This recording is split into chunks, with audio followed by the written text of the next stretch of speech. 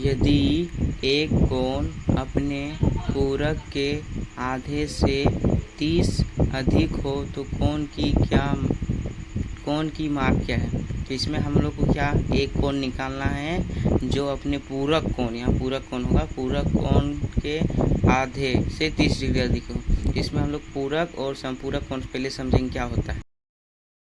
पूरक कोण मतलब दो कोणों का योग 90 डिग्री होना चाहिए, जैसे एक्स वाई कुछ भी दो कोण रहे उसका योग 90 डिग्री से हो।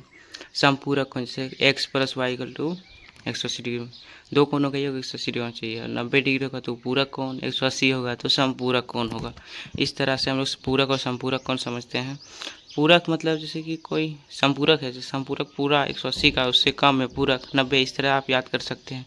समपूरक पूरा टोटली 180 और इससे कम पूरक होता है। जैसे 45 का अगर हम लोग बोलेंगे इसका पूरक कोण, इसका पूरक बराबर क्या हो जाएगा 90 माइनस 45 इक्वल टू 45, मतलब कि 45। अब इसका समपूरक कोण देखते हैं। इसका समपूरक कोण क्या हो जाए, समपूरक कोण निकालने के लिए अब हम लोग किससे माइनस करेंगे, इसका समपूरक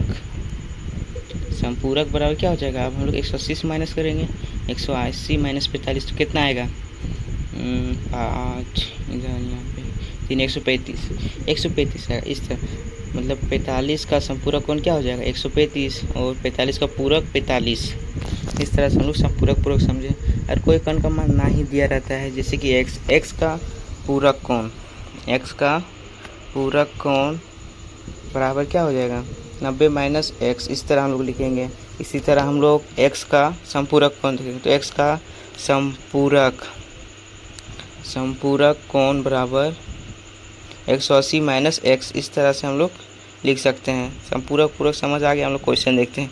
अब यहाँ क्वेश्चन में क्या कह रहा है उससे पहले हम लोग देखते हैं यहाँ पूरक किससे को कहेंगे। पूरक बराबर क्या होता है कोण एक्स प्लस कोण वाई इक्वल कितना होता है 180 ना। अरे बुद्धू लोग 180 नहीं होगा 90 होगा। हम यहाँ पे जानबूझकर 180 लिखे ताकि आप लोग देखते हैं कि समझता है कि नहीं। चलिए यहाँ पे दिया है एक कोण का मान, तो पूरक होता है 90, ठीक है।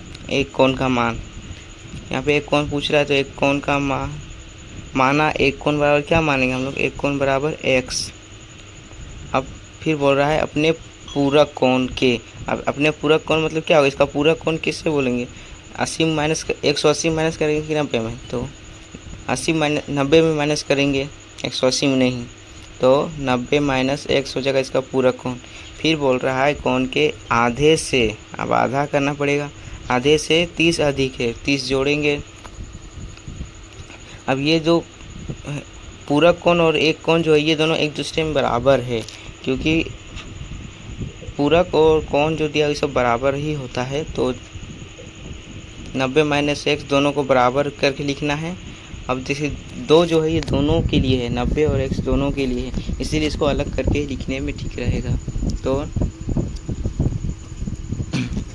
90/2 माइनस एक्स बाई 2 कर देना है प्लस 30।